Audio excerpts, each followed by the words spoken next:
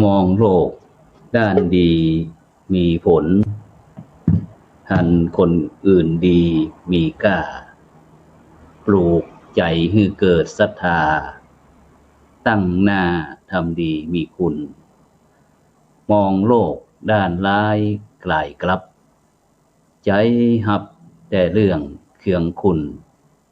เหนื่อยนายเลิกล้างทางบุญชีพวุ่นแท้แน่เอ่ยขอกล่าวพระวาธรรมสวัสดีกับบรรดาท่านผู้ฟังทุกท่านที่กำลังติดตามรายการส่องธรรมซึ่งวันนี้นั้นก็ได้เปลี่ยน เป็นรายการบอกว่าเห็นธรรมเห็นเราแล้วก็เห็นธรรมเพื่อที่จะปรับเข้าสู่สถานการณ์ในยุค 5G ซึ่งในค่ำคืนวันนี้ก็พบกันในตั้งไลฟ์สดตั้ง Facebook ตั้งธรรมะเป็นทีมธรรมะเป็นทีมเพจธรรมะเป็นทีมนะครับชมได้หรือว่าตั้งของห้องว่าอย่างก็อันเพจธรรมะเป็นทีมแล้วก็เพจ IDTO แล้วก็สถานีวิทยุคลื่นพระพุทธศาสนาFM คลื่น 104.50 เมกะเฮิรตซ์ซึ่งตั้งอยู่ที่วัดฝ่ายหินตำบลสุเทพอำเภอเมืองจังหวัดเชียงใหม่ซึ่งก็เป็นประจำทุกคืนวันอาทิตย์เนาะซึ่งผู้จัดเองก็คุ้นหน้าคุ้นตากันธรรมดาท่านผู้ฟังก็จะสอบถามแล้วบ่ได้พ่อครูจะมาสักเตื้ออีกนะฉะนั้นก็เวลา 20:00 น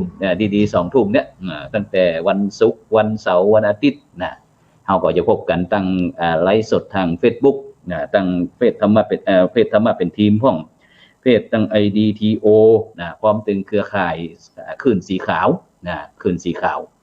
โดยเฉพาะตะกี้นั้นก็กำลังเสวนาเกี่ยวกับเรื่องเสวนาออนไลน์สื่อสาธารณะไทย PBS เรื่องหัวข้อว่าเข้าพรรษาอย่างไรให้ปลอดภัยจากโควิดฉะนั้นก็บรรดาท่านผู้ฟังท่านผู้ชมก็คงจะได้ติดตามกันเพราะว่าตะกี้นั้นก็มีพระเดชคุณหลวงพ่อพระเทพปริยัติเจ้าคณะจังหวัดเชียงใหม่นะครับเจ้าคณะจังหวัดเชียงใหม่นะครับแล้วก็พระเดชคุณหลวงพ่อพระเทพสิงหวราจารย์รองเจ้าคณะจังหวัดเชียงใหม่ท่านอาจารย์พระครูอุเทนปัญญารังสีประธานพระกีฬานุปถากจังหวัดเชียงใหม่แล้วก็ศาสตราจารย์เชี่ยวชาญพิเศษนายแพทย์บรรณกิจโลจนาภิวัฒน์คณบดี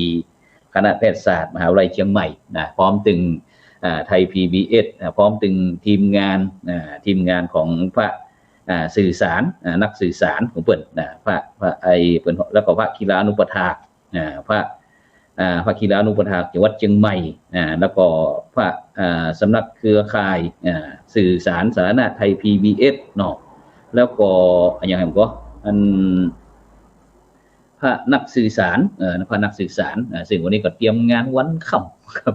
นมัสการครับอาจารย์ครับนมัสการแล้วครับเปิดไมค์ด้วยครับวันนี้ขอบคุณนะครับขอบคุณอนุโมทนาวันนี้ครับอันมีแขกพระมหาเถระนะครับที่ได้รับเกียรติเป็นอย่างยิ่งครับวันนี้เปิดรายการใหม่นะครับฉะนั้นก็นมัสการท่านอาจารย์พระมหาจิตรการนะครับอภิปุญโญนะครับหลวงพ่อเจ้าคณะอำเภอภูซางนะครับผู้อำนวยการโรงเรียนวัดม่วงจุมนะครับเจ้าวาดวัดสถานอำเภอภูซางจังหวัดพะเยานะครับ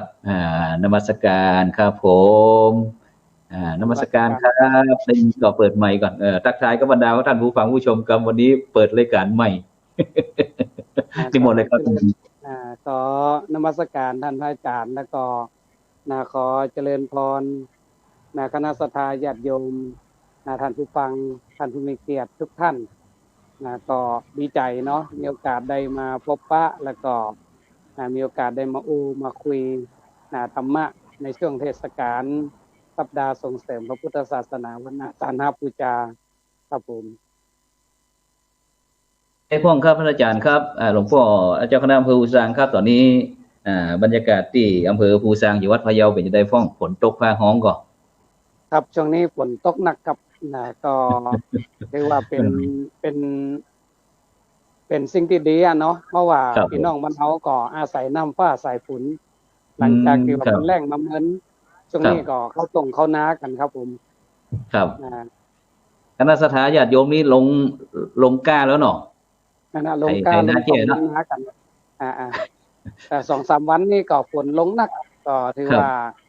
อ่าน่าจื่นตาบานไปตามๆกันอืแต่ว่าที่คยังรับเป็นห่วงอยู่ก็คงจะเป็นเรื่องของโควิดเนาะเป็นจะได้เพราะว่าพ่องครับตอนนี้สโคถานการณ์เป็นวิดตั้งจะได้พ่องในจังหวัดนี่ก็บ่มีนะครับเนาะแต่ว่าครับลูกหลานที่เดินทางมาจากพื้นที่เสี่ยงทั้งหลายเนี่ยมาเรื่อยๆอืเนาะมครับผก็มเลยว่าต้องมีโรงพยาบาลสนามหรือว่าที่กักกันตัวอืที่ผู้สร้างนี่มครับก็มีเหมือนกันครับผมครับผมก็มีข่าวป้าปรายเรื่อยๆที่เป็นห่วงก็คือว่าคนที่มันมาแบบจะได้บ่ยอมครับมากักตัวให้แหน่นี่คือกังวลกันครับ เป็นห่วงที่ว่าอันไอ้ผู้ที่อยู่ในอันพื้นที่เข้มสีแดงนี่เนาะแล้วก็กลับมาบ้านเขาบางครั้งบางคนก็มารถด้วยตนเองบางคนก็บ่ได้แจ้งนะครับในพื้นที่นะครับเนาะเออแม่นเพราะว่าในพื้นที่โรงพยาบาลสนามของอันหลวงพ่อเจ้าคณะอำเภอที่อันอำเภอภูซางมีก็โรงพยาบาลสนามๆครับ เป็นจะได้พ้องนี่ครับผมก็ช่วงนี้ก็ยังบ่ถึงว่าเข้มข้นเนาะกำลังทยอยครับมาเรื่อยๆเนาะอืม นะครับ ทยอยมันก็สายฝนนี่นั่นน่ะทยอยมาเรื่อยๆก็มีข่าวส่วนใหญ่ก็ข่าวจริงผ่องบ่จริงผ่องเนาะเพแม่นราะว่าครับในยุคมันเป็นเรื่องของความตระหนกครับโดยเฉพาะสถานการณ์ในระดับประเทศเขาก็ค่อนข้างจะหนักหนาปาปานเนาะครับซึ่ง หลายคนก็ครับแต่ว่านี้10,000กับแหม่ม82วันนี้ขึ้นเป็น10,000 397คนนะครับวันนี้ครับขึ้นมาปันเป็นปันนะครับวันนี้นะแม่นคือนี่พะเยาที่ว่ามีกว่านี้มีแต่ฮือนี่เฉพาะพะเยานี่บ่หนักกว่าใดเนาะประมาณครับ2-3รายเนาะครับว่าอันมาจากอันนอกพื้นที่นะแต่ว่าในอ๋อพื้นที่นี่ค่อนข้างจะเงียบหมดละครับผมครับก็อุ้ยง่ายก็ตอนนั้นคือลูกหลานก็ที่ผู้บ้านเฮาสร้างก็เนี่ยครับดังเนาะครับแม่นก็ครับส่วนมากก็แม่นนะครับเป็นลูกหลานบ้านเฮาที่ไปทำงานเนาะครับไปทำงานแล้วก็เวลาแม่นที่ว่างานที่เพิ่นหยุดเพิ่น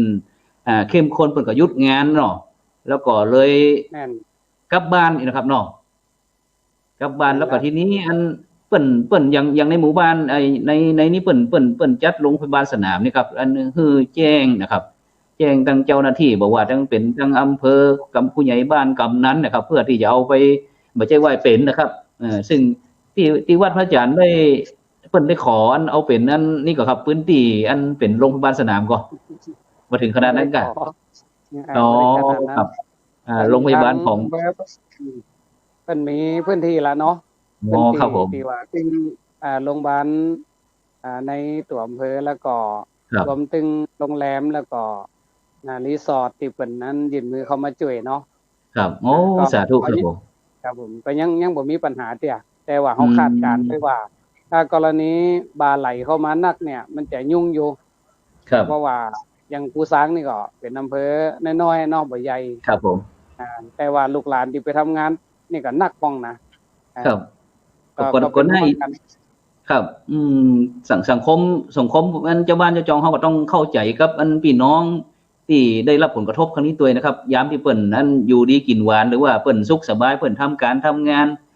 ถึงเวลาเปิ้นก็ไปทำงานค้าขายแรงงานทำงานยังสถานที่ต่างๆแล้วก็เวลางานบุญงานกุศลนะครับแล้วเปิ้นก็ป้ากันลุ่มๆโลๆเป็นกฐินพ่องผ้าป่าพ่องเป็นทำบุญสุนทานพ่องครับตรงนี้นะครับ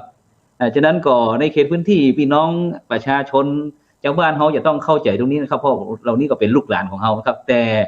จะต้องอยู่ในมาตรการนะครับเนาะถ้าเข้ามาในเขตพื้นที่ก็ต้องแจ้งตึงอสมก็ผู้ใหญ่ก็กำนันก็นะครับเพราะว่าเปิ่นจะได้จัดเป็นบ่เป็นก็ต้องไปอยู่14วันก่อนครับเพราะว่าตอนนี้มันนักแต่ครับอาจารย์ครับอย่างอาจารย์อันได้หันก็ครับตั้งชลบุรีพ่องนนทบุรีพ่องครับอาจารย์ นักหนาปาปานนั่นน่ะหนาครับหันโอ้ดูเป็นครับดูจะได้พ่ออาข่าวอยู่จารย์ว่าเป็นจะได้พ่องแม้แต่พระสงฆ์องค์เจ้าก็บ่ได้อยู่ได้ยั้งครับเป็นตึงคนเป็นตึงพระประกอบพิธีเป็นตึงสัปเหร่อครับนั่นน่ะยกตึงศพตึงลงขึ้นนะครับเพราะว่าบ่ฮู้ว่าใครเป็นไผเพราะอย่างหันครับอ่าคือเฮาประเมินโควิดต่ำไปหน่อยหนึ่งเนาะอ๋อคือเฮาครับผมมองแต่ว่ามันจะระบาดแค่ว่าจามไอใส่กันน่ะแต่เอาไปเอามากลับกลายเป็นว่า มันเจื้อมันรุนแรงถึงขั้นที่ว่าสา อื มารถ ม แพร่กระจายไปในพื้นที่เรียกว่าอยู่ในอากาศได้เป็น 2-3 ชั่วโมงนี่เท่านั้นเนาะ ครับผม ถ้า ค เป็ รับ น แม่ ห้อน ง ค แอ รับ ร์ นี่ ถ้าอยู่ในห้องแอร์นี่สามารถอยู่ในจ่องแอร์ได้ด้วยเนี่ย อื ซึ่งตัวเนี้ย ม มั คน รับ ก็จะทำให้ จากที่เราเคยประเมินการไว้ว่ามันจะติดต่อกันโดยตรงนี่แต่ ครับ กลายเป็นว่าเดี๋ยวนี้แม้แต่ว่าเราเข้าห้องร้านสะดวกซื้อก็ดี แม้แต่ห้างอิหยังก็ตามที่มันเป็นพื้นที่ปิดเนาะ ก็ ครับผ เสี่ยง ม หมดสิเด้อนะมีโอกาสติดหมด แม่นครับ แม่น เพราะอย่างตะกี้นั้นได้เสวนาที่กับอันบอกว่าจะเป็นหลวงพ่อจังหวัดรองจังหวัดนะครับพระกีฬานุปถากนะครับแม้ถึงคณบดีแพทยศาสตร์มหาวิทยาลัยเชียงใหม่ตะกี้นะครับเพิ่นก็ว่า ครับ ห่วงนะครับห่วงนักห่วงหนาเพราะว่าอันที่หัวข้อตะกี้เพิ่นบอกว่าอันเข้าพรรษาอย่างไรให้ปลอดภัยจากโควิดนะครับโดยเฉพาะเรื่องอันอย่างที่เกี่ยวกับเรื่องการเตรียมความพร้อมของวัดของชุมชนสร้างความปลอดภัยให้ญาติโยมนะครับในที่จะเข้ามาทำบุญเทศกาลเข้าพรรษานะครับอาจารย์ครับแล้วก็เรื่องการป้องกันบ่ให้วัดว่าอารามเฮาที่จะเป็นที่เสี่ยงนะครับในสถานการณ์ที่ว่าแพร่ระบาดโควิดนะครับแล้วก็เพื่อการปฏิบัติศาสนกิจของพระสงฆ์บ่ให้ขัดต่อพระธรรมวินัยครับอาจารย์เพราะว่าอย่างยกตัวอย่างตะกี้อย่างนั่งหัตถบาตรก็อย่างต่างๆพวกนี้ครับคิดของสงฆ์ที่ฟังปฏิโมกข์ก็อย่างนี้ครับอาจารย์มีความคิดเห็นจะได้พ้องครับว่าเพราะว่าวันที่24นะครับวัน24นี่วันอาสาฬหบูชาเนาะวันที่25เข้าพรรษาแต่เจ้าบ้านเฮานี่จะเข้าใจว่าวันที่24วันเข้าพรรษา ก็ครับอาจารย์มีความคิดเห็นจะได้พ้องครับว่าในใกล้ที่จะเข้าพรรษาแล้วเฮาจะได้ดีกับบรรดาพุทธศาสนิกชนของเฮาครับเนื่องจากเทศกาลเข้าพรรษาเฮาครับกราบนิมนต์ครับผมครับช่วงนี้ก็คงจะติดตามเรียกว่านโยบายหรือว่ามาตรการต่างๆที่ทางหน่วยงานเนาะต้นสังกัดก็ดีรวมถึงมติมหาเถรสมาคมก็ดีรวมถึงภาครัฐนะโดยเฉพาะในเรื่องของศูนย์ป้องกันควบคุมโรคระบาดเนาะคงจะต้องติดตามว่ามีมาตรการจะได้นะในส่วนของคณะสงฆ์เฮายังที่ผู้สร้างก็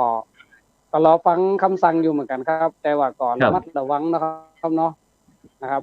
อาจจะมีกิจกรรมทำบุญได้เพราะว่าเนื่องจากทางจังหวัดหรือว่าทางอำเภอเพิ่นก็ว่าสามารถที่จะจัดกิจกรรมได้แต่ก็ควบคุมเนาะตามมาตรการนี่เด้อนะคือนักนำไปคือคนทำกิจกรรมได้เนื่องจากพื้นที่ของอำเภอภูซางนี่ตอนนี้ก็เรียกว่าอยู่ในพื้นที่ที่เพิ่นฮ้องว่าควบคุมเนาะควบคุมครับผมแล้วก็ป้องกันเด้อนะครับบ่ได้รุนแรงเด้อนะการประชุม 50-60 คนนี่ก็ได้ในส่วนของคณะสงฆ์เองก็ตรงนี้การประชุมก็มีน้อยแล้วเพราะว่าเฮาจะเทศผ่านไลน์ครับผมในจังหวัดก็จะมีการประชุมกันแบบซูมครับผมบ่ต้องออกพื้นที่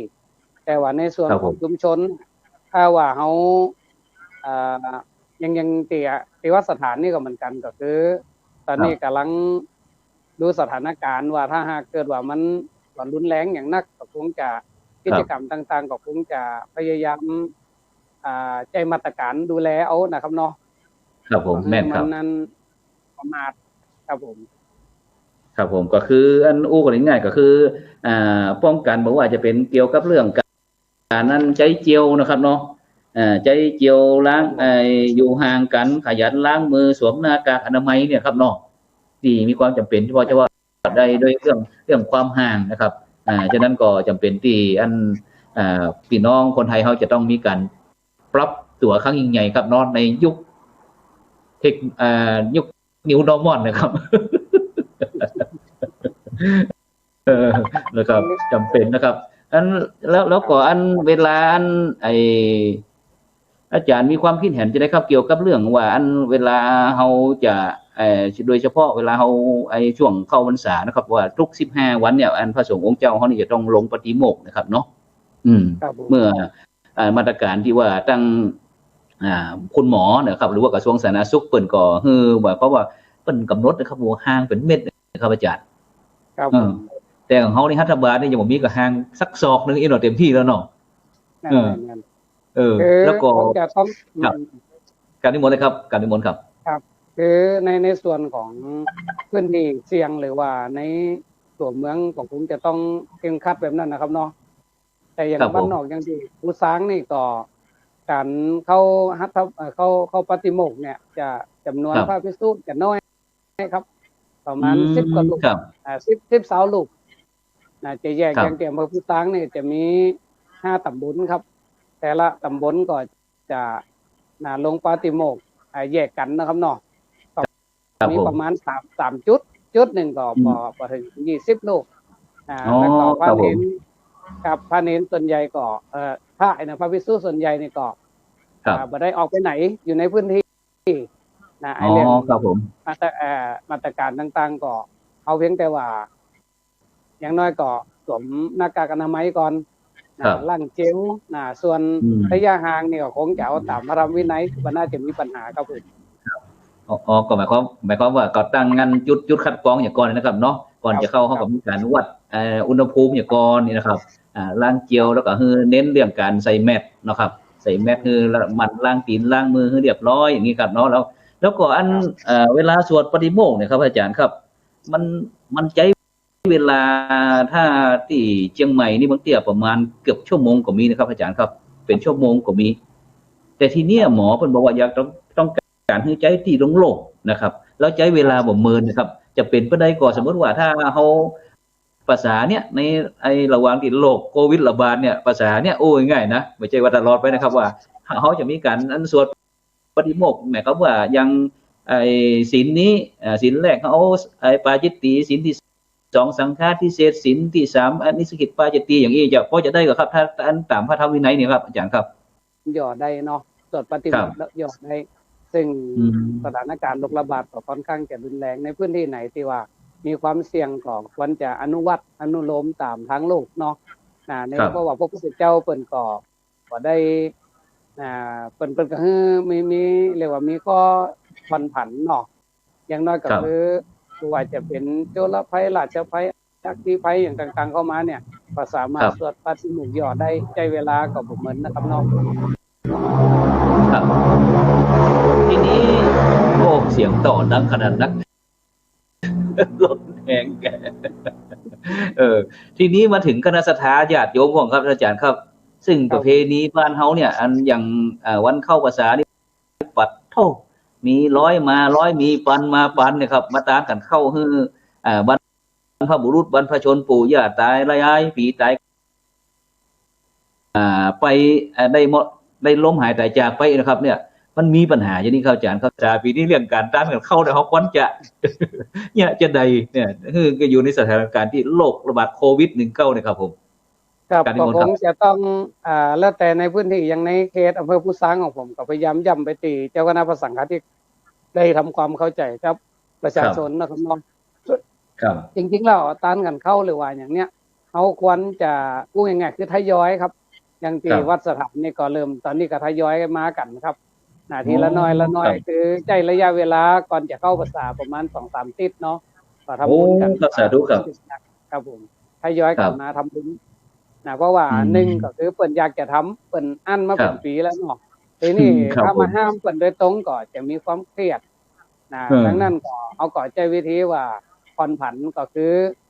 เฮาบ่ต้องมาพร้อมๆกันก็ได้แล้วก็ซ้ำจะเป็นผลดีเป็นประโยชน์กับพระสงฆ์องค์เน้นตัวเองครับอย่างที่วัดผมเนี่ยพระเน้นมีถึงหมดประมาณ40กว่ารูปนะครับเนาะครับผมถ้าเกิดว่าเปิ่นทยอยกันมาทำบุญเนี่ยเอาก็เลยทำพระเน้นมีภัตตาหารฉันเรียกว่าบ่มีปัญหาเนาะแต่ถ้าว่ามาจ้องกันวันเดียวนักๆหลายๆเนี่ยนอกจากเขาจะมีความเสี่ยงเกี่ยวกับโรคระบาดแล้วครับอาหารที่มันนักลำไปมันก็บ่ค่อยเป็นประโยชน์เนาะอาจารย์เนาะครับเอาไปทิ้งไปหยังก็มีอยู่ซึ่งอยากจะทำความเข้าใจกับอันพุทธศาสนิกชนทุกท่านว่าการทำบุญนั่นการทำบุญตามการก็ดีการทำบุญตามวาระพิเศษเนี่ยก็ดีจริงๆมันก็เป็นสิ่งที่เขาทำกันมาเมินละแต่ว่าถ้าจะให้ดีเนี่ยเอาควรจะทำกันทุกวันนั่นน่ะซึ่งในหมู่บ้านมี100 ครัวเรือนเนี่ยถ้าเกิดว่าเขาทำกันทุกวันเนี่ยมันก็ได้เป็น100 วันเนาะ100 วันซึ่งก็จะ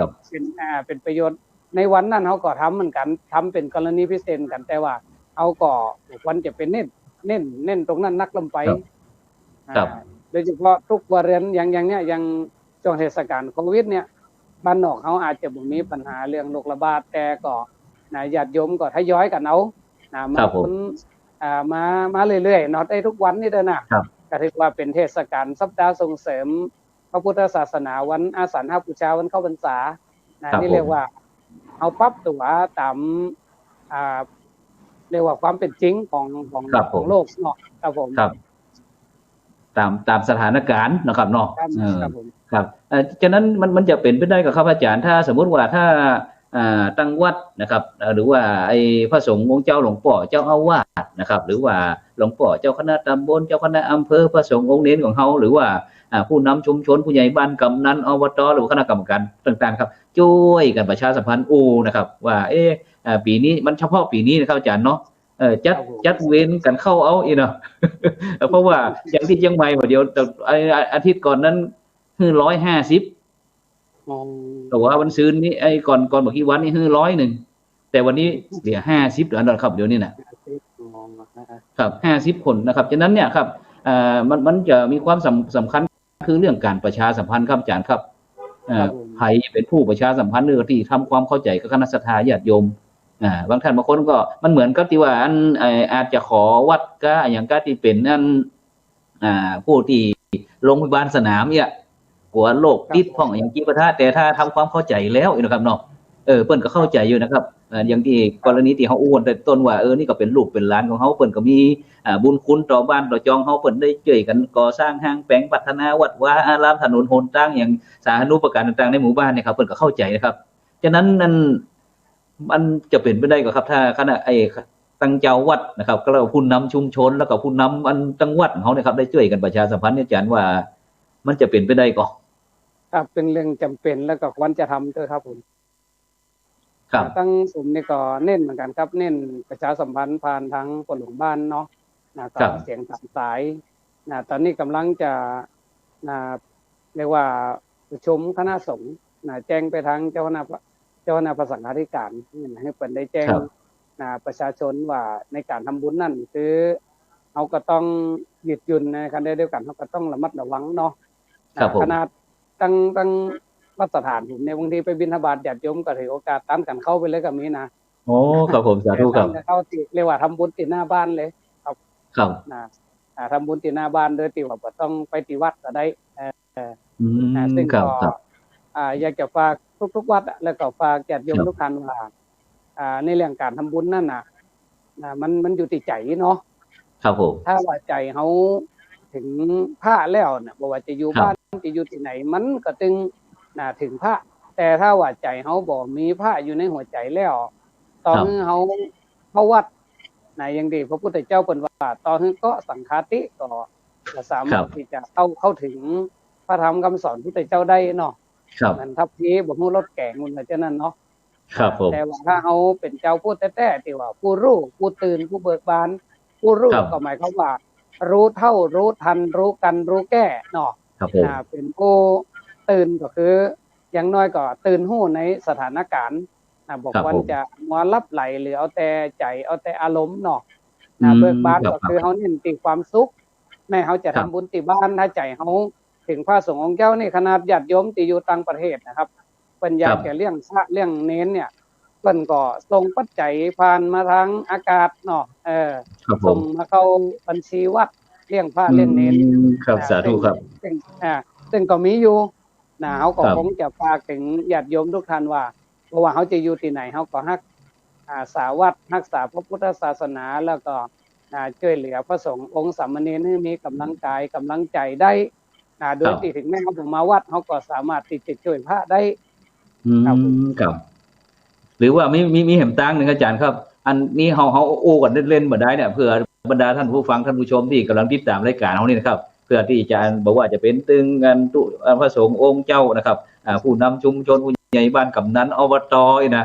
หรือว่าท่านผู้ว่าท่านนายอำเภอก็นะครับที่ติดตามเขาว่าถ้าเขาเสนอว่าอันยังเหมือนกับยกอันเอาบ้านสถานโมเดลเนาะได้จัดกันเป็นปอกเป็นโมเป็นซุ้มนะครับเนาะ อย่างไอ้กลุ่มที่1ที่2ที่3ที่4ที่5นะครับสมมติว่าภาษาเนี่ยศีลแรกเอากลุ่มที่1เด้อศีลที่2กลุ่มที่2ศีลที่3กลุ่มที่3ที่4ที่5อีกมันจะเป็นดังออกที่ดีกว่าครับอาจารย์ครับคือโดยเฉตั้งพาะเอาวัดครับผมที่วัดครับผมสถานครับเป็นแบบนั้นอยู่แล้วอาจารย์อ๋อที่ว่าครับนี่เนี่ยจะมันเป็นได้ครับลองอู้วิธีการที่อันบ้านสถานเฮาฟังครับเพื่อที่จะเป็นโมเดลให้กับพี่น้องพุทธศาสนิกชนได้เรียนรู้ครับในยุคโควิดสถานการณ์โควิดจะคนจะได้ครับการนิมนต์เลยครับผมคือจริงก็เป็นปกติมาเหมือนแล้วครับหลายๆวัดเพิ่นก็ทำกันนั่นก็คือครับสาธุหมวดศีลเพิ่นต้องเอาหมวดศีลครับหมวดครับผมศีลนี่มันจะมี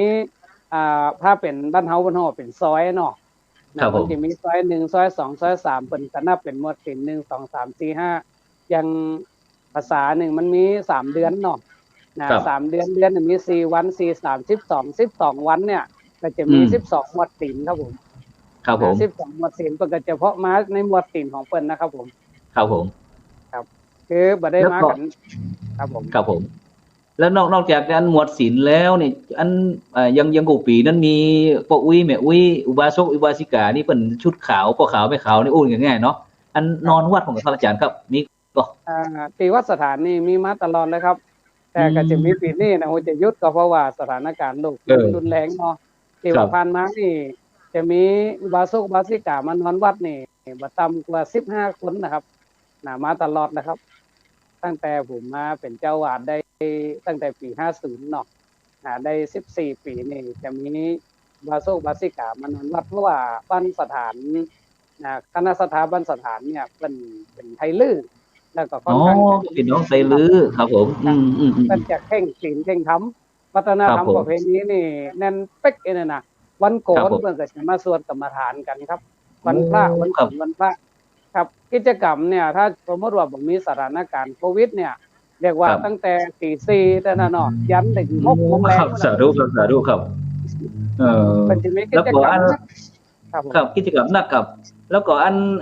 ประเพณีอย่างนั้นการฟังเทศน์ฟังธรรมครับอาจารย์ครับเป็นมีธรรมเป็นผูกเป็นกับหรือว่าเป็นธรรมบรรยายครับเดี๋ยวนี้ตีวันสถานเฮาครับคือถ้าเป็นเรื่องครับช่วงเจ้านี่จะเป็นช่วงเป็นปาฐกถาธรรมให้ความรู้นะครับเนาะแต่ว่าถ้าเป็นช่วงที่ญาติโยมมาฟังเฮาก็หาสาประเพณีอ่านทำเรื่องครับทำข่าววันละ2ครับ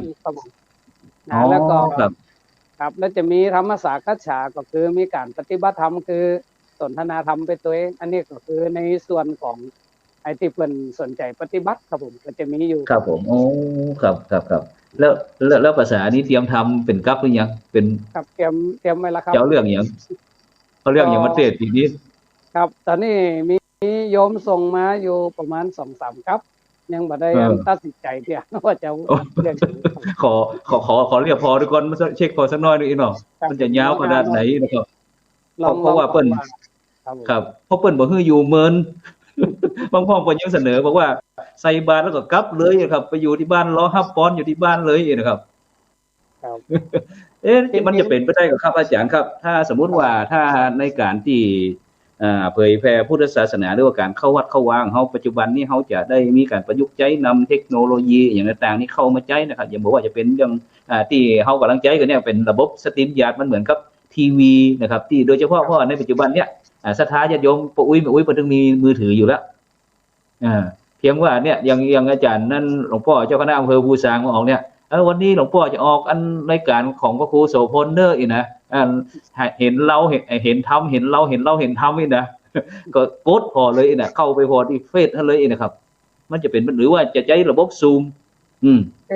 มันต้องหลายช่องทางอาจารย์ครับผมครับช่องทางทั่วไปก็คือคนส่วนใหญ่ของชุมชนเนาะอย่างของอาจารย์นี่ถ้าจะลำบากน้อยมันตัวเมืองเนาะแต่อย่างของผมนี่มันเป็นบ้านนอกบ้านนาคนเฒ่าคนแก่น้อยคนที่จะมีมือถือนะครับแต่ว่าครับมันเป็นบ้านนอกนะครับเนาะแต่ว่าส่วนใหญ่แล้วช่องทางที่มาที่สุดที่เน้นที่สุดก็คือมาที่วัดช่องทางที่2ก็คืองานบุญต่างๆซึ่งเขาสามารถที่จะให้ธรรมะกับญาติโยมเรียกว่าเป็นสัมโมทนีคาถาได้ตลอดปีเนาะว่าจะเป็นงานศพงานขึ้นบ้านใหม่ใส่คางามอย่างก็ได้หมดนอกจากนั้นแห่งช่องทางหนึ่งคือชนชั้นกลางก็คือโดยเฉพาะ ข้าราชการที่เพิ่นมีเวลามาวัดก็ดีญาติโยมที่เพิ่นครับเล่นเฟซเล่นไลน์จ้างเนี่ยเพิ่นก็จะได้แหมช่องทางหนึ่งก็คือครับทางเฟซทางไลน์เนาะทาง Zoom และแหมครับส่วนหนึ่งเขาก็ใช้เสียงตามสายคืออืวันพระไปครับออกรายการที่อันหอประชุมหมู่บ้านอ๋อเป็นการครับเทศออกไปหอทางกระจายเสียงหอกระจายข่าวอีเนาะอ่าหอกระจายข่าวจากหมู่บ้านนั่กนนะระจายข่าวครับครับครับครับอ่าแล้วเป็นจะได้เอาไปพ้องครับอันเสียงตอบรับเป็นจะได้พ้องถ้าเอาใจตรงนี้เข้ามาช่วยครับก็ครับดีอยู่ครับเพียงแต่ว่าช่วงนี้อาจจะบ่ต่อได้เพราะว่าเจ้าบ้านเป็นเขาตรงเขานาเนาะอ๋อก็ครับคแต่ว่ารับครับแม่นครับแต่ว่าก็ดีอยู่ครับในส่วนที่เป็นอยู่บ้านเป็นก็ชอบฟังอยู่เพียงแต่ว่าครับยังบ่ได้ทำเป็นนั้นเป็นกิจลักษณะกำลังทดลองใจอยู่ครับตัวนี้นะอ๋อครับผมครับสาธุครับสุดยอดสุดยอดครับนี่ก็ถือว่าเป็นอันบ้านสถานนะครับอำเภอภูสะตำบลสถานเนาะตำบลแม่นก่อภูซางครับผมวัดสถานตำบลภูซางนะ อ๋อบ้านสครับถานตำบลตำบลภูภูซางซางอำเภอภูซางจังหวัดพะเยานะที่อันเป็นอันอ่บ้านสถานโมเดลซึ่งท่านอาจารย์พระมหาจินตการอภิปุญโญนะครับหลวงพ่อเจ้าคณะอำเภอภูซางครับวันนี้ได้เมตตานะครับมาเปิดรายการนะครับเห็นธรรมเห็นเราเห็นเราเห็นธรรมนะครับซึ่งขณะนี้บรรดาท่านผู้ฟังก็กำลังติดตามเห็นธรรมเห็นเราเห็นเราเห็นธรรมหรือว่าผู้ใดเห็นเราผู้นั้นเห็นธรรมผู้ใดเห็นธรรมผู้นั้นเห็นเรานะครับที่องค์พระสัมมาสัมพุทธเจ้าได้ตรัสไว้นะครับฉะนั้นก็ส่งข้อความมาทางอินบ็อกซ์ได้เลยนะครับส่งข้อความอินบ็อกซ์หรือว่ากดไลค์กดแชร์กดเพื่อเป็นธรรมทานนะครับแชร์ไปได้บุญนะครับหรือว่าต้องการที่อยากจะไปทำบุญนะครับเกี่ยวกันในภาษานี้นะครับว่าเขาจะเนี่ยวิธีการปฏิบัติจะได้นะครับอย่างที่หลวงพ่อเจ้าคณะอำเภอภูซางคือหลวงพ่อพระมหาจินตการอภิปุญโญนะครับได้เมตตานะครับได้อู้หูฟังว่าตอนนี้บ้านภูซางของเขาอันในฐานะที่เป็นมันเป็นพี่น้องไตลื้อเป็นเข่งคัดนะครับในศาสนานะครับพระพุทธศาสนาของเขามีตึงศีลมีตึงตานเข้าวัดปฏิบัติธรรมนะครับมีกิจกรรมหนักหนาป้าๆนะครับซึ่งถ้ามีโอกาสเดี๋ยวพระครูโสพลจะไปกราบนมัสการพระอาจารย์ด้วยนะครับซึ่งจะไปแวะเป็นพุทธแต่ตั้งใจอยู่แต่มันเนี่ยมันมีอย่างหนึ่งเนี่ยโรคนี่นะคนฮ้องว่าโรคอุบาทนี่นะ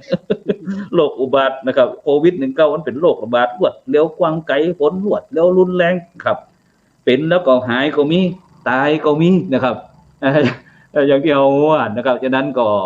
บรรดาท่านผู้ฟังท่านผู้ชมที่กำลังติดตามรายการวันนี้ก็ส่งข้อความมาเด้อนะแต่อย่าลืมกดไลค์กดแชร์นะเพราะว่าในสถานปัจจุบันเนี้ยพระสงฆ์องค์เจ้าเขาอย่างที่หลวงพ่อเจ้าคณะอำเภอภูซางในอู่เนี้ยว่ามันลำบากที่เขาจะไปเปิดหน้าอู่กันนะแล้วก็จะไปอู่ไปใกล้กันก็บ่ได้นะเพราะว่าต้องรักษาระยะห่างเพราะว่าเป็นแล้วมันดึงปัจจุบันนี้อย่างที่เขาหันประเทศอันเพื่อนบ้านเขาอาจารย์ครับหมอที่ว่าเจ้าหน้าที่ด้านสาธารณ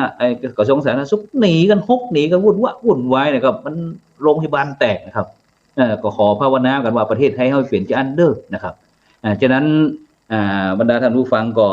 อยากจะสอบถามอย่างหลวงพ่อนะว่าวิธีการจะได้นะในการเข้าพรรษาก็ส่งข้อความมาได้นะซึ่งก็ต้องขอบคุณอนุโมทนาถึง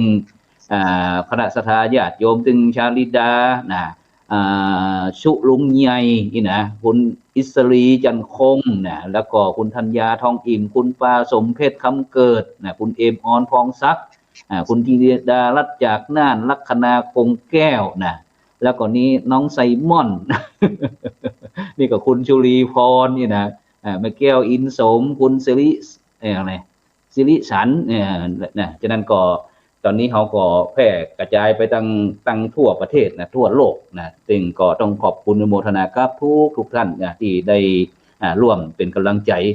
ติดตามรายการอันของที่พระครูโสพลพร้อมเป็นคณะครูบาอาจารย์เขานั้นได้จัดรายการไลฟ์สดทาง Facebook แล้วก็ตั้งเฟซที่ก็เป็นธรรมะเป็นทีมนะธรรมะเป็นทีมแล้วก็เพจใหม่นี่ก็เป็นอัน IDTO นะของพระนักสื่อสารพวกแล้วก็ที่กำลังติดตามตั้งสถานีวิทยุคลื่นสีขาวนะครับ FM 104.50 เมกะเฮิรตซ์นะครับกับขอบพระคุณท่านอาจารย์พระครูสมุวิศวัตรวรกิจโจนะครับพร้อมถึงท่านเลขาสมัครพร้อมถึงเจ้าหน้าที่ทีมงานนะครับที่เป็นธุระพระตะกี้ก็ถ่ายทอดการเสวนานะครับที่ว่าเข้าพรรษาอย่างไรให้ปลอดภัยโควิดนะครับ ฉะนั้นทีนี้เฮามาฉลองฉลองเป็นกำลังใจคือกับบรรดาพี่น้องที่ได้รับผลกระทบผมว่า จะเนี่ยจะได้ดีตอนนี้สังคมเฮามันเหมือนกับไร้ที่เปิ่งครับท่านอาจารย์มหาครับวุ่นวายฉีดวัคซีนก็เหมือนกับว่ามันครั้งสำคัญในชีวิตนะฉีดแล้วบ่ฮู้ว่าจะได้กลับบ้านเก่าหรือจะยังอยู่เหมือนเดิมก็ยังมีลมหายใจอยู่ก็อย่างนี้ครับมันสังคมเฮาจะเนี่ยจะได้ดีครับอาจารย์ครับโดยเฉพาะอันพระพุทธศาสนาเฮาเป็นที่เปิ่งนะครับของคณะสัตยาญาติโยมก็อยากจะให้อาจารย์จะแนะนำใจรักธรรมข้อใดดีครับว่าอันในสถานการณ์เนี้ยเฮาควรจะนี่นะครับใจดำเนินชีวิตแบบนี้นะครับกราบนิมนต์อาจารย์เลยครับผมครับผมก็จริงๆแล้วเราเข้าใจเนาะว่าสังคมไทยเราเป็นสังคมพุทธจริงเนาะแต่ว่าเราก็ยังอิงในเรื่องของความเชื่อด้านต่างๆไม่ว่าจะเป็นผีสางเทวดาคนทรงเจ้าเข้าทรงอย่างมากมายเนาะดังนั้นเจ้าพุทธเราจริงๆที่จะเข้าถึงพระพุทธศาสนานั้นยังถึงว่ามีน้อยมันก็จะมีหลากหลายคือบางครั้งถ้าเรามองว่าพระพุทธเจ้าเนี่ยพระพุทธองค์ก็จึงบอกเราว่าสิ่งสำคัญที่สุดของคนเฮาเนี่ยก็คือปัญญาเนาะแต่ว่าปัญญานั้นมันจะขาดศรัทธาบ่ได้เนาะในขณะเดียวกันศรัทธาก็เหมือนกันถ้าหากว่าบ่มีปัญญาเห็นแล้วมันก็จะเป็นความงมงายเป็นความเป็นง่ายๆก็คือไปตามกระแสเนาะฉะนั้นเฮาเป็นเจ้าพุทธเนี่ยอย่างน้อยที่สุดคือเขาต้องตั้งสติให้ได้ก่อนคำว่าตั้งสติคืออย่างคือต้องตั้งสติมาลำลึกนึกถึงพระธรรมคำสอนของพระพุทธเจ้าซึ่งพระพุทธองค์เนี่ยเพิ่นก็ได้สอนไว้ในหลายที่หลายแห่งเนาะมีสถานการณ์ต่างๆเป็นแบบให้เจ้าพูดเอาอยู่แล้วบ่ว่าจะสถานการณ์ใดแม้แต่ในสถานการณ์โรคโควิดแบบเนี้ยในพระพุทธศาสนาเนี่ยพระพุทธเจ้าก็มีวิธีที่จะแก้เนาะง่ายๆก็คือแก้ไขผ่อนไล่ให้เป็นเบาแล้วผ่อนไล่ให้เป็นดีผ่อนนักให้เป็นเบาได้นั่นกรณีที่พระพุทธองค์พระอานนท์เนาะนั่นคือลูก5 ระบาดที่เมืองเวสาลีเนาะครับพระพุทธเจ้าก็คือพระอานนท์สวดเพิ่นเฮาว่ารัตนสูตรเนาะซึ่งพระอานนท์ก็ได้ศึกษาจากพระพุทธเจ้าแล้วก็เอาบาตรน้ำมนต์เนี่ยเนาะให้บ้านเมืองจากเรียกว่าจากห้ายกับมันมีเนื้อหามันมีอย่างที่จะช่วยบรรเทาเบาบางโรคภัยไข้เจ็บได้แต่เนี่ยสิ่งอื่นใดเนี่ยท่านอาจารย์ฮู้ก็ว่าเอาเป็นเจ้าพุทธแท้น่ะเฮายอมรับนับถือเอาพระพุทธเจ้าพระธรรมพระสงฆ์ว่าเป็นที่พึ่งเป็นที่ระลึกนึกถึงอันสูงสุดแต่เอาเข้าจริงๆแล้วเฮาถึงวัดเนี่ยเพิ่นเฮาวัดบ่เข้าเล่าบ่คาบาตรมาใส่ไผก็ละเอาหัวโต๊ะหัวพระเป็นปฏิทินมันจะได้ครับที่ว่าวัดมันได้มันหมายความว่าจะได้ครับวัดบ่เข้านี่ก็คือการเข้าวัดเนี่ยเพิ่นฮ้องว่าวัดวาวัดศอกวัดนอกวัดในวัดกายวัดใจคนที่เข้าไปในวัดปุ๊บเนี่ยมันจะง่ายๆก็คือมันเหมือนกับคนจุดเทียนน่ะจุดเทียนจุดไฟมันย่อมเกิดแสงสว่างแต่บางครั้งคนทั้งวันนี่วัดบ่เข้ายิ่งโดยเฉพาะเจ้าพุทธเฮาตั้งเหนือเฮาก็เหมือนกันบางทีเข้าวัดอยู่เข้าวัดอยู่5 วัน1 วันเข้าพรรษา2 วันออกพรรษา3นี่เพ็ง4นี่เพ็ง5พญาวัน4พญาวันเนาะมันจะมีอยู่4 วันน่ะมันสิ5 วันซ้ำปีนึงเอาเข้าวัดน้อยแต่เฮาอยากจะให้พ้นทุกข์ซึ่งในความเป็นจริงเนี่ยข้อแรกเฮาก็ผ่านละเฮาผ่านจะได้เฮาบ่ได้เป็นอุบาสกเฮาบ่ได้เป็นอุบาสิกาอุบาสกว่านั่งใกล้พระรัตนตรัยเนาะอุบาสกอุบาสิกาเนี่ยนะนี่เฮาวัดบ่เข้าไอ้นี่คนมาเดียวนี่วัดบ่เข้าฉะนั้นข้อที่1เฮาผ่านบ่ผ่านไม่ผ่านเราบ่ขาดทั้งๆนี่เรื่องอบายมุขสิ่งเสพติดต่างๆเนี่ยพุทธศาสนาเฮาเนี่ยเพิ่นก็พยายามห้ามมาตลอดเนาะถือว่าเป็นสิ่งข้อ5แต่น่ะ ถ้าคนไหนยุ่งอบายมุขสิ่งเสพติดแล้วมันมีโทษหมายถึงว่าสุรายาเสพติดพาชีวิตมืดมนจนฉิบหาย1ทรัพย์ของตนนั้นพันวอดวาย2อาจตายด้วยทะเลาะเพราะความเมา3เจ็บป่วยด้วยโรคาพยาธิ4คนตำหนินินทาพาอับเฉา5หน้าด้านหนักหนาเวลาเมาออกโง่เขาปัญญาหดหมดสิ้นดีข้อ2เขากำพานครับผมแต่เราบอกว่าบาทบ่ใส่ลาตำลาเฮาบอกให้ทำบุญกันโอ้ครับเฮาบอกให้ทำบุญเฮาก็เลยเสียเรื่องหนึ่งก็คือการฮื้อตานอ๋อครับผมว่าเฮานึกว่าเมืองไทยเฮาเนี่ยเน็ตเอาไปเอามาเฮาไปดูพม่าก็ดีไปดูศรีลังกาก็ดีเนี่ย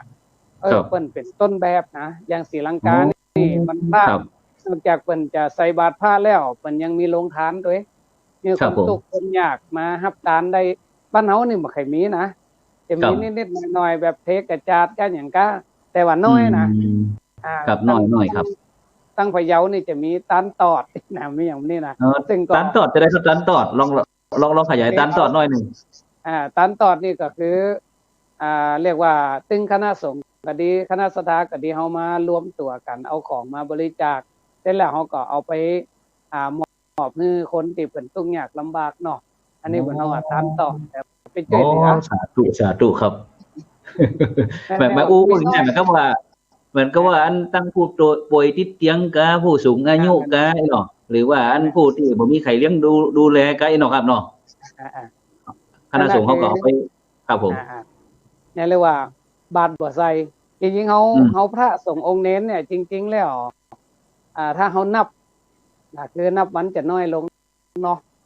ครับผมที่เพิ่นว่าเนาะอันอย่างก็ไอ้คนมาเก่านะเพิ่นว่าถึงวันเนี่ยพระสงฆ์องค์เน้นเนี่ยมันหายไปเลยๆเนาะฉะนั้นถ้าหากว่าศรัทธาญาติโยมบ่อุปถัมภ์บำรุงเนี่ยแหมน้อยนะเฮาจะหาพระหาสงฆ์บ่ค่อยได้เนาะถึงวันนี้ในบ้านนึงวัดหนึ่งก็จะมีตัวเจ้าแค่ตนเดียวบางครั้งก็เป็นต้นครับแต่อายุก่อนนักโรคภัยไข้เจ็บก็หลายลาตำลากลายเป็นว่าศรัทธาญาติโยมต้องมาดูแลตัวเจ้าเหียกลายเป็นว่าพระเป็นภาระไปเหียแต่ว่าถ้าเฮาจะให้พระพุทธศาสนาการกุ้งดุงเรืองแท้ๆเนี่ยเฮาก็ต้องอุปถัมภ์พระองค์สามเณรเนี่ยเรียกว่า100 ปีวัดใดก็ตามเนี่ย100 ปีบ่มีพระมีเณรเนี่ยพระพุทธศาสนาในบ้านนั้นก็ถึงบ่มีละเนาะฉะนั้นการทำบุญใส่บาตรอย่างต่างๆเนี่ยคือว่าเป็นกิจที่พี่น้องชาวพุทธเฮาทุกคนจะละลืมบ่ได้มีคำเพิ่นบอกว่ายังไม่ได้ให้ทานอย่าเพิ่งกินคนติดทานของกินจะได้กระตึงรวยเพราะมีความกตัญญูนึกถึงพ่อถึงแม่นึกถึงพระพุทธศาสนานี่เพิ่นว่ายังไม่ได้ทานอย่าเพิ่งกินคนไหนกินทานเนี่ยเพิ่นว่าเป็นธาตุทานก็คือว่าเอาบ่ได้ใส่ใจเอาบ่ได้เข้าใจเอาหันแก่ตัวเองมากกว่าส่วนรวมเอาหันตัวเองมากกว่าพระพุทธศาสนาหันตัวเองมากกว่าปอกกับแม่เพราะว่าถ้าเฮาคือตานแล้วเฮากินเนี่ยเฮาจะนึกถึงพ่อถึงแม่เนี่ยก่อนถ้าเปิ้นอยู่ดูแลเปิ้นถ้าเปิ้นจากเลยว่าอยู่เรื่องกายตายเรื่องวิญญาณก็ทำบุญอุทิศให้เปิ้นยัดน้ำให้เปิ้นอันนี้เปิ้นว่ายังไม่ได้ให้ทานอย่าเพิ่งกินยังไม่รักษาศีลอย่าออกไปไหนคือคนมีศีลออกไปไหนเนี่ยเปิ้นฮ้องว่ามันมีเคราะห์นะมันบ่มีภัยบ่เป็นพิษกับไผบ่เป็นภัยกับคนอื่นบ่เป็นภัยกับผัวตัวเองนี่แหละมีศีลแล้วออกไปแต่ถ้ามีศีลออกไปด่าเปิ้นไปเล่าขวัญไปนินทาว่าไล่เปิ้นเนาะยังไม่ได้ฝึกจิตฝึกใจก็จะไปฝึกนอนอย่างน้อยสวดมนต์น้อยที่สุดผมว่าเอาใจของเฮาเนี่ยมันหลังจากตลอดวันเฮาเจอปัญหามามากมายเนาะนะเฮามาทำจิตในก่อนเฮาจะนอนเนี่ยมาทบทวนนะว่าตลอดวันเฮามาเนี่ยเฮาเจอปัญหาหยังมาพินิจพิจารณาจะมาขึ้นนักนะแล้วก็มาทำจิตใจของเฮามันสงบว่าเมื่อมันสงบปุ๊บน้ำมันนิ่งมันก็จะหันตะกอนเนาะใจเฮาถ้ามันสงบมันก็จะหันปัญหาหันวิธีแก้อันนี้เป็นเรื่องครับผมฉะนั้นก็ผมมานึกได้ยินอาจารย์บอกว่าอันบ่ตานจะไปฝังกินนะครับคนเฒ่าคนแก่สมัยก่อนครับอาจารย์ครับเนาะเปิ้นเนี่ยกับข้าวกับปลานี่อย่าโดยเด็ดขาดบอกว่าลูกว่าหลานนี่เขาจะไปใกล้นะครับถ้าเปิ้นตักอย่างไปเรียบร้อยสันแบ่งสันปันส่วนไปวัดนะครับเนาะซึ่งอย่างประเพณีบ้านเฮานี่เวลาอัน ยังจะเข้าพรรษาเนี่ยวันโกนเนี่ยเพิ่นก็จะเนี่ยข้าวต้มข้าวหนมเนี่ยก็ข้าวปลาอาหารต่างๆนี่นะครับเสร็จแล้วก็จะตากไว้ไปกินไปตาเอาไปตามเนี่ยก่อนนะครับตรงเนี้ยครับซึ่งมันแฝงด้วยคติธรรมครับอาจารย์เนาะเรื่องความละเอียดละอ่อนโดยเฉพาะเรื่องนั้นเจ้าพูดของเขาเนี่ยเรื่องจิตเรื่องใจนี่สำคัญแท้ๆนะครับอาจารย์ครับเนาะถ้าจิตใจดีถ้าตีโปรยนักก็เป็นเบานะครับเนี่ยสิ่งตัวเนี้ยครับเป็นนายกลายเป็นเบาเนาะอ๋อครับพุทธเจ้าอาจารย์ช่วยขยายหน่อยครับคิดเป็นนายกลายเป็นเบาจะได้ครับผมครับพระพุทธเจ้าเพิ่นก็จึงตัดไว้ชัดเจนเนาะว่ามโนปุพังเข้ามามโนเศรษฐามโนมยามนาสาเจ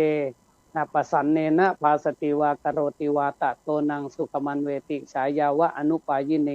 ซึ่งถ้าแปลเป็นภาษาไทยก็บอกว่าทุกสิ่งทุกอย่างนั้นมีใจเป็นสภาพเป็นกรมีใจเป็นหัวหน้าสำเร็จแล้วด้วยใจถ้าบุคคลมีจิตใจผ่องใสดีงามจะโอ้ก็ตามจะทำก็ตามความสุขจะติดตามไปเหมือนกับเงาติดตามตนนั่นหมายความว่าถ้าจิตใจเฮาดีแล้วอย่างที่เฮาโอ้กันน่ะนักก็กลายเป็นเบาหลายก็กลายเป็นน้อยเนาะให้ก็กลายเป็นดีถ้าจิตใจมันดีอ่ะแต่ถ้าจิตใจบ่ดีเห็นแล้วมันยะหยังมันก็ตึงทุกข์เพราะจะได้ก็ใจมันอย่างทำบุญ1วันเนี่ยเฮาก็เน้นที่ใจเนาะครับผมแม่นครับเวลาเฮาทำบุญเฮาก็ตึงมีการเพิ่นเฮาว่าสุมาควตานนี่น่ะนะวันเฮาแม่นครับก็ประเพณีคนเมืองเขาถึงเป็นจังนั้นน่ะสุมาควตานเพราะหยังเพิ่นถึงว่าเราบ่ฮือเป็นนิวรณธรรมกรรมอันแก่นกล้าอันจักหามหนทางไปเมืองฟ้าแล้วนี่ล่ะปานมันถึงว่าแล้วเนาะครับแม่นครับสาธุครับทีนี้นิวรณธรรมเนี่ยเฮาก็ต้องมามองว่านิวรณธรรมคือหยังจริงๆนิวรณธรรมเนี่ยเพิ่นเฮาว่าเป็นเรื่องของอารมณ์อารมณ์ครับผมสาธุครับอย่างข้อที่1เนี่ยกามฉันท์เพิ่นเฮาว่าอารมณ์ฮักคนเฮาเวลาฮักแล้วเนี่ยบางครั้งมันจะพูดง่ายๆก็คือเห็นกงจักเป็นดอกบัวนะบางครั้งเนาะคือเขาจะนักไปเรื่องฮักจนบางครั้งเขาลืมนึกเป็นติดชอบชั่วดีเนาะมันก็เลยว่าจิตใจเขาตอนนั้นเนี่ยมันจะมีอคติเพราะมันคนเฮาว่าครับสาธุครับมันเป็นสันทาคติเนาะ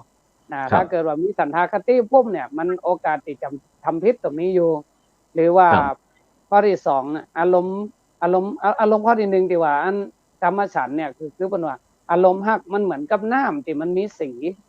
น้ำที่มีสีเนี่ยครับเขาจะมองบ่หันตัวปลาเขาจะมองบ่หันปัญหาละนะเพราะว่ามันมีสีปิดบังหมดเนาะสีแดงเนี่ยนะครับสาธุครับว่าน้ำมีสีส่วนพยาบาทนั่นเพิ่นเฮาว่าอารมณ์จังคนเฮาถ้าร้องจังเนี่ยแล้วถ้าจังตู้เจ้าเขาถึงบอกเข้าวัดแล้วนี่ คือถ้าจังเห็นแล้วเนี่ยจิตใจคนเฮาเนี่ยมันเป็นว่ามันเหมือนน้ำที่มันเดือดน้ำที่มันเดือดเอาพอจะได้ก็ตึงบ่หันตะกอนบ่หันปัญหาเนาะข้อที่3นี่เพิ่นฮ้องว่าอุทัจจะกุกุจจะนี่อารมณ์รำคาญอารมณ์ง่วงซึ่งจะเหมือนกับว่าน้ำเนี่ยที่มันมีจอกมีแหนนักลงไปเนาะครับผมน้ำมันมีคลื่นขออภัยเนี่ยน้ำมีคลื่นมันเหมือนน้ำที่มันมีคลื่นน้ำมีคลื่นเอาพอจะได้มันตึงกะบหันนะเนาะครับแม่นครับน้ำมันขุ่นดีกว่าเอาไปจะน้ำมีคลื่นน้ำมันขุ่นน้ำขุ่นก็ได้ปน้องว่าน้ำขุ่นต่อไปก็อุทธัจจะกุกุจจะเนาะแล้วก็อารมณ์เครียดอารมณ์ปน้องว่าจะได้ครับอารมณ์ฟุ้งซ่านอารมณ์เครียดเนี่ยมันเหมือนกับถ้าคนว่าเขาว่าอารมณ์บ่จ้อยเนาะอารมณ์บ่จ้อยมันก็พูดง่ายๆก็คือใจมันบ่นิ่งละมันก็จะมองอันอย่างบ่หันมันเหมือนน้ำที่มันมีคลื่นหรือว่าสุดท้ายวิจิกิจฉาอันนี้ก็สำคัญเหมือนกันสงสัยว่านรกมีกอสวรรค์มีกอทำบุญแล้วได้บุญกอทำบาปแล้วได้บาปกอการขังเข้าแล้วคนตายเพิ่นจะได้กินก็คือมีความสงสัยนักมันก็เหมือนน้ำที่มันมีจอกมีแหนมันมองอย่างบ่ครับเสียงจะขาดหายไปสักหน่อยหนึ่งบรรดาท่านผู้ฟังทั้งหลายเนาะเนื่องจากตั้งผู้สร้างฝนจะตกนะฮะเด็ดหลวงพ่อเจ้าคณะอำเภอผู้สร้างก็เลยกระตุกหน่อยนึงนะแต่จะได้กระตามบรรดาท่านผู้ฟังทั้งหลายในขณะนี้ท่านผู้ฟังก็กำลังติดตามรายการ เห็นธรรมเห็นเราเห็นเราเห็นธรรมนะซึ่งวันนี้เป็นวันแรกนะวันแรกที่เราได้จัดรายการนั้นตั้งขึ้น 104.50 เมกะเฮิรตซ์นะแล้วก็ไลฟ์สดตั้ง Facebook นะตั้งเฟซของธรรมะเป็นทีมพ้องเพจDTO พ้องนะแล้วก็อันวิทยุขึ้นสีขาวเครือข่ายขึ้นสีขาวกราบนิมนต์เลยครับต่อเลยนะครับอย่างนี้อันขึ้นกระตุกไปหน่อยหนึ่งขึ้นน้ำขึ้นใต้น้ำกระตุกครับผมกราบนิมนต์ต่อได้เลยครับครับก็อู้ถึงเรื่องว่าอารมณ์เนาะคืออารมณ์มันเป็นตัวทำให้การทำงานของเขาเนี่ยมันมีปัญหาเจ้าพูดเขาส่วนใหญ่ที่ว่ามาได้เวลาเป็นจะตานอย่างเป็นจะมีกรรมขอขมาเพื่อจะได้บรรลุเกิดของตานนี่นะเนาะซึ่งการกระทำดังกล่าวนี่ถือว่ามันเป็นการระมัดระวังครับเป็นห้องมันมีสติครับอาจารย์เคยสังเกตก็ว่าเวลาคนเฒ่าคนแก่เปิ่นไปวัดไปวาเนี่ยเปิ่นทอดเกิบเปิ่นนะครับแม่นครับแม่นครับเข้าไปในวัดครับยิ่งสมัยก่อนสมัยพวกเราทอดไว้ที่ประตูวัดพวกนั้นเนาะสมัยก่อนนี่ถอดไว้ปากประตูวัดเลยนะครับเนาะครับ เป็นจะได้ครับอันเปิ้นอย่างนั้นใส่รองเท้าเข้าไปเป็นจะได้เปิ้นใส่รองเท้าเข้าไปความระมัดระวังครับเป็นความระมัดระวังของเปิ้นถ้าเฮาสวมเข้าไปเนี่ยบางทีเอาของบดีเข้าไปไว้ในวัดกว่าจะเป็นบาปเนาะหรือว่าเวลาเฮาสวมรองเท้าในวัดออกมาเนี่ยก็อาจจะเอาอย่างติดจากวัดจากวาออกไปข้างนอกเนาะซึ่งจริงแล้วเนี่ยมันเป็นความระมัดระวังที่บ้านเฮาว่าลูกพอตีหนีพอคุณเนาะคือเป็นประมาทครับสาธุครับเป็นประมาทการทำอย่างเขายังในความเชื่อในทางพุทธศาสนาเฮาเนี่ยก็เคยมีกรณีในพุทธกาลเนาะที่ว่าพระเจ้าพิมพิสารเนี่ยโดนลูกเบาก็คือพระเจ้าอาชาตศัตรูเนี่ยครับผมกรีดเท้าเอามีดมากรีดเท้าเนี่ยพูดถึงวิบากกรรมก็คือว่าได้สวมรองเท้าเข้าไปในกวงแก้วทั้ง3เนาะโอ้ครับคือผลต่างๆเลยได้ครับได้วิบากกรรมท่านจะพูดเราก็จะมีความเชื่อเรื่องนี้อยู่ว่าทุกวันจะสวมรองเท้าเข้าไปในวิหารในกวงแก้วอารามนี่เนาะครับเนาะในกวงแก้วเป็นการบอกเขาลบเนาะครับผมเขาลบในพระรัตนตรัยเด้อนะเป็นบาปเป็นกรรมพูดง่ายๆก็คือพูดภาษาเจ้าบ้านง่ายๆเพิ่นว่าเอาจีดอกบัวบานมาทัดเต้าจะไปเอาจีดอกเต้ามาเสียบผมทำบุญก็ได้บุญแต้ๆเด้อนะครับแม่นครับแม่นสาธุครับครับโอ้เสียดายแต่อูไปอูมาเวลาจะหมดแล้วครับอาจารย์ครับโอ้วันนี้บรรดาท่านผู้ฟังวันนี้หลวงพ่ออันพระมหาจินตการอภิปุญโญนะครับเจ้าคณะอำเภอภูซางนะครับอันจังหวัดพะเยานะครับวันนี้เมตตาพระครูโสพลปริยัตินะครับเกี่ยวอันมาเปิดรายการเกี่ยวกับเห็นธรรมเห็นเราเห็นเราเห็นธรรมนะครับจากนั้นก็หวังว่าต่อไปก็ถึงจะได้อูกันวันนี้กำลังม่วนเลยครับกำลังม่วนเลยครับจากนั้นก็อันเหลือเวลาแหมอันน้อยหนึ่งแหมสักนาทีนึงก็เลยก็อยากจะเฮือนหลวงพ่อมหาจินตการพี่ปุญโญนะครับได้ช่วยฮือกำลังใจก็คณะศรัทธาญาติโยมท่านผู้ฟังที่กำลังติดตามรายการเฮานะครับในสถานการณ์โควิดครับผมฮือกำลังใจสักน้อยเป็นธรรมะหรือว่าอย่างก็ได้ครับกราบนิมนต์เลยครับผมครับก็ในท้ายที่สุดนี้เนาะก็ขอฝากถึงคณะศรัทธาญาติโยมทุกท่านว่าในการใช้ชีวิตเฮาท่านทั้งหลายก็จะต้องยึดเอาพระธรรมคำสอนของพระพุทธเจ้ามาเป็นหลักนั่นหมายความว่าให้เฮามีสติรู้เท่าเอาไว้ป้องกันรู้ทันเอาไว้แก้ไขอย่างน้อยฟังหูไว้หูเนาะจะไปเป็นคนหูเบาเจือง่ายนั่นหมายความว่าให้เป็นคนนักแน่นโดยเฉพาะอย่างยิ่งในพุทธศาสนาเฮาเนี่ยธรรมะเก่าล้านนาเพิ่นก็ถึงว่าจะเป็นละ3เจิงก็คือเป็นละทานศีลภาวนาไปเปิ้ง4ด้านจะนั่งจะนอนอย่างก็ขอให้นั่งนอนอย่างมีสติเพราะมันจะมีความสุขจะไปขั้นคำจ๋าก็คือจะไปเถียงผู้หลักผู้ใหญ่ที่เพิ่นอู้ชอบทำแล้ว